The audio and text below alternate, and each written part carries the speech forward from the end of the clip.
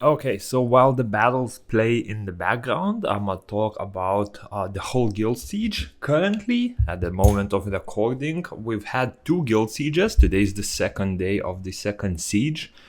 And yeah, I will showcase some battles from the first one. I will also talk about my experience overall and what I like, what I don't like about Siege. Do let me know if you agree with the ones that I said, as well as add any new ones if I have mentioned something. So yeah, as a whole mode, for me, Siege was pretty fun. I don't know. The first one was at least super fun. The second one, I only had a few battles yet, so it's hard to say how that will go. In the beginning, it looks like it's gonna be really brutal to build a lot of teams. I know Caiross has plans to increase the whole Devilmon gain. I know there will be 2 extra Devilmons in the Arena Pass, 2 extra Devilmons in the Summoner Pass. There will be one weekly Devilmon from the guild stuff and many other sources. So it should be solved eventually, but in the meantime, even after playing for like 8 months, I was struggling with units a lot. I was only able to do like 3 strong Nat 5 teams, and after that, I was like, well, I'm either using unskilled units or I'm using Nat 4s and Nat 3s in most of these Nat 5 towers. And yeah, as for the fights themselves, they seem pretty fun. I don't know, the whole 4 unit mechanic is pretty interesting. I feel like it sort of leans a bit more towards AoE stuff, so single target units won't be as great. However, I didn't experience too much issues using single target teams. As you can see right here, like Etna, Sharon, they're all single target units and they still work pretty well. It's just that there's a lot of more safety involved and you just have more options for safer gameplay, yeah?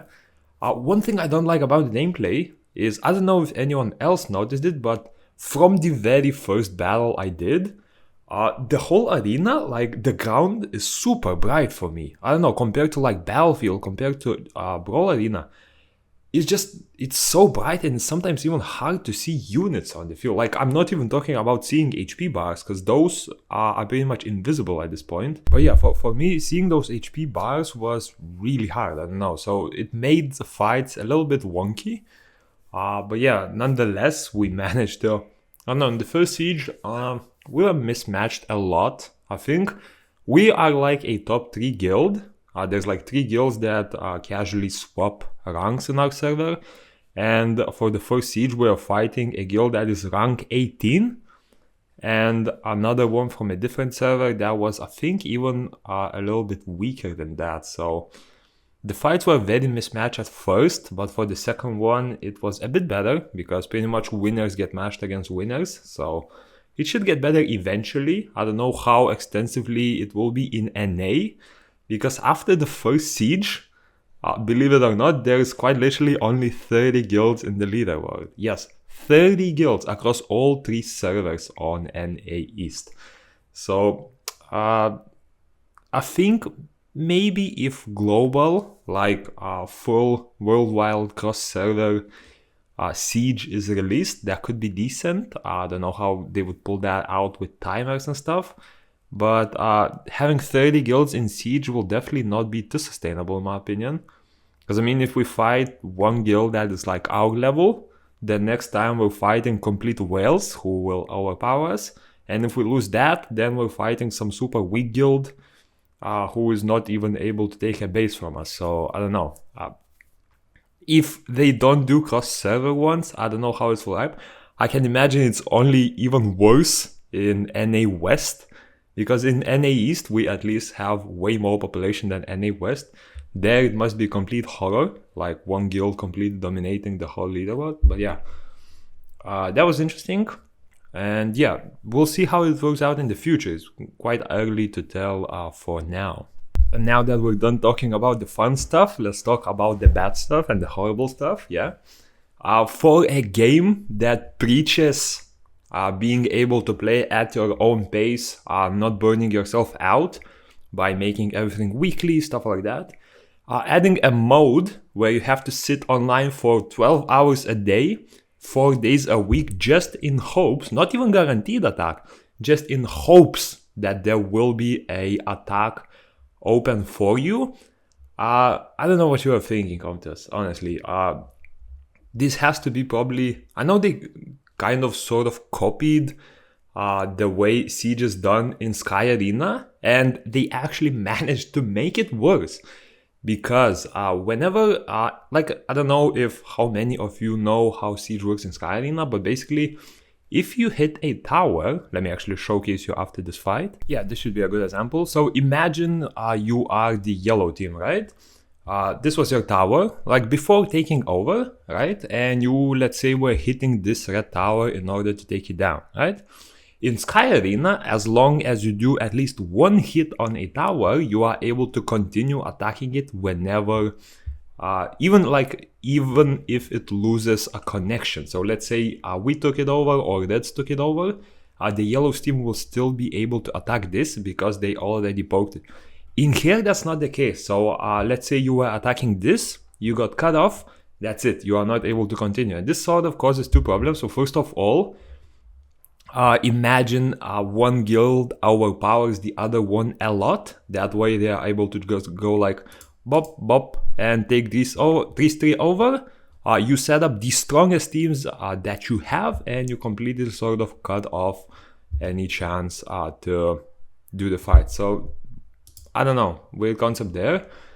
Second of all, when you cut off like that, in Sky Arena, this sort of had a better chance because you're still able to get your attacks in, even though you're waiting for this, right? You're still able to attack these, but you're also able to attack this. And in the beginning, it's not as big of a problem, but let's say you hit like this tower once, this tower twice, this tower twice. You hit like 6 different towers, right? You would want to get your attacks in, and in Sky Arena, you are able to do that, as well as plan some strategies of like cutting off enemies, stuff like that. In here, you're sort of like, whoop, the enemy team took your base, and let's sit and wait here for an hour. Because none of you are able to use your swords, because there's a base rebuilding, and yeah. So I really don't like that system. I don't know why they even did it this way. It makes no sense at all. It just completely lowers the chance of getting your attacks in. We'll see how it changes. I know that Siege has a lot of changes planned, so hopefully that fixes most of the concerns. But yeah, overall, we'll see how it works out in the future. I know that the devs already have some changes in mind. One of them was making the Siege, instead of 25 people, 50 people.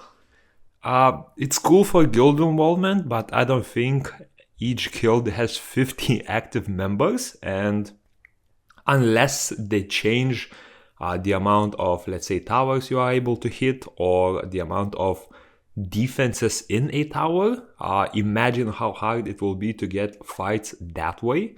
I mean, it's already quite hard to get them at 25 people per siege. At 50, it will be complete hell.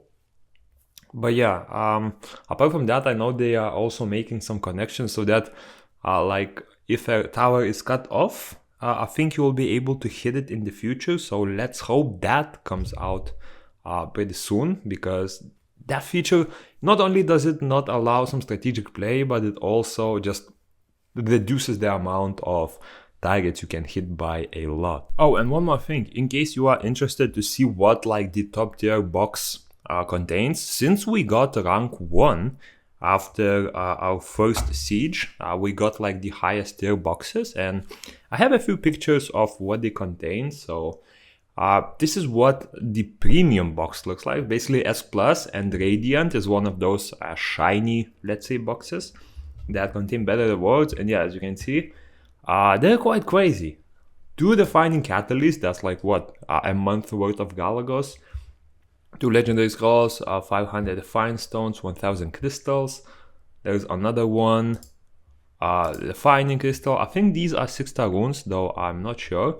2 Legendary Scrolls, 6 purple tier items, 6 Mystical Scrolls.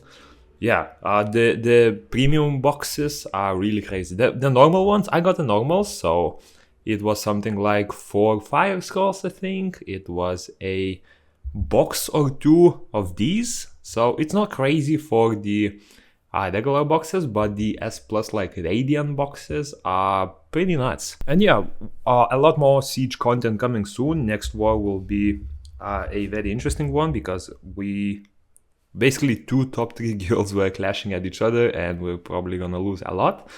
And yeah, I'll see you in the next one. Peace.